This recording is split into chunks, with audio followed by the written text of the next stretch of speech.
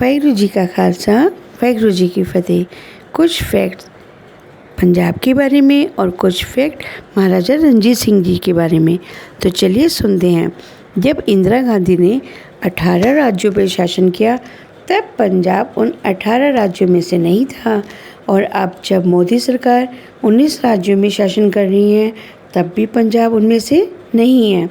जब अंग्रेज़ों ने पूरे भारत में शासन किया तो पंजाब उस शासन के अधीन आने वाला अंतिम था, और तभी तुरंत ही स्वतंत्रता के लिए संघर्ष शुरू कर दिया गया।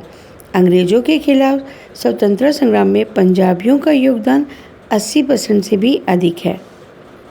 और जब मुग़ल ने भारत पर शासन किया और हिंदुओं को इस्लाम में परिवर्तित किया तब सिर्फ एक और केवल एक पंजाब ही उनके खिलाफ खड़ा हुआ। गुरु तेग बहादुर साहब जी, जो गुरु गोबिंद सिंह जी के पिता थे और 9वें गुरु थे, सिर्फ उन्होंने ही उनके अगेंस्ट दिल्ली में चांदनी चौक पर अपना जीवन लगा दिया। और गुरु गोबिंद सिंह जी ने इस्लाम में धर्म परिवर्तन के खिलाफ अपने 7 साल, 9 साल, 14 साल और 17 साल के उम्र के बेटे के चारों बेटों को शहीदियाँ दी। उनके बड़े 2 बेटे साहिबजादे चमकौर साहिब पंजाब में मुग़लों के खिलाफ युद्ध में उन्होंने अपने प्राणों की आहुति दे दी, और छोटे 2 बेटे साहिबजादों को पंजाब में मुग़ल शासक द्वारा सरहद में जिंदा ही ईंटों में चिनवा दिया गया। यहाँ तक कि जब सिकंदर ने सभी को जीत लिया, पूरी दुनिया को जीत लिया, तब भी पंजाब के राजा पोरस ने ही उन्हें रोकने की हिम्मत की। मैं सच में इस पंजाब भूमि को दिल से प्रणाम करती हूँ। आज भारतीय इतिहास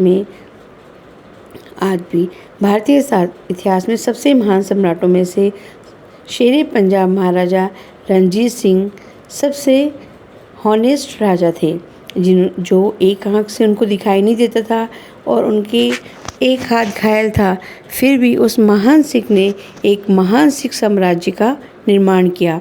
अलग अलग सिखों को एक राज्य में मिला दिया और एक साम्राज्य का निर्माण किया, जिसमें पंजाब, कश्मीर, लद्दाख और पूरे उत्तर पश्चिम को कवर किया। उनकी सेना में हरि सिंह नलवा, दीवान मोहकम चंद, वीर सिंह ढिल्लों, जोरावर सिंह जैसे सक्षम पुरुष थे। एक आधुनिक सेना भी बनाई उन्होंने। यहाँ तक कि युद्ध की नवीनतम तकनीकों को लाने के लिए उन्होंने यूरोपीय अधिकारियों को भी भर्ती किया।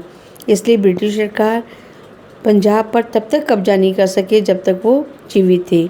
उनके कारण पंजाब अंतिम राज्य था जो 1849 ईस्वी में ब्रिटिश शासन के अधीन आया था। लेकिन अफसोस, भारत में उनकी विरासत के बारे में कोई भी नहीं बताता। उन्हीं के कारण उस समय पंजाब सबसे अधिक साक्षर राज्य था। भले ही उन्होंने यूरोपीय अधिकारियों की भर्ती की, लेकिन उन्होंने यह सुनिश्चित किया कि वे एक सख्त आचार संहिता का पालन करें, ना बीफ, ना धूम्रपान और ना ही शराब। दरअसल रणजीत सिंह जी ने अपने साम्राज्य में गौ हत्या पर प्रतिबंध लगा दिया था। एक धर्मनिष्ठ सिख जिसने कभी धर्म में अंतर नहीं किया, उनके दरबार में और सेना में समान संख्या में हिंदू, सिख, मुसलमान थे। एक सच्चे धर्मनिरपेक्ष राजा। उनके वित्त मंत्री एक हिंदू ब्राह्मण थे, उनके प्रधानमंत्री एक डोगरा थे, उनके विदेश मंत्री एक मुस्लिम थे। उन्होंने स्वर्ण मंदिर का भी निर्माण किया, उसमें सोने की प्लेटें दी, पर साथ ही साथ तत्कालीन हिंदुओं और मुसलमानों को भी उनके मंदिर और मस्जिदों के लिए भी समान मात्रा में सोना दिया। कितनी बड़ी बात है कि उन्होंने कहीं भी किसी भी चीज़ में कोई डिफ्रेंशिएट नहीं किया।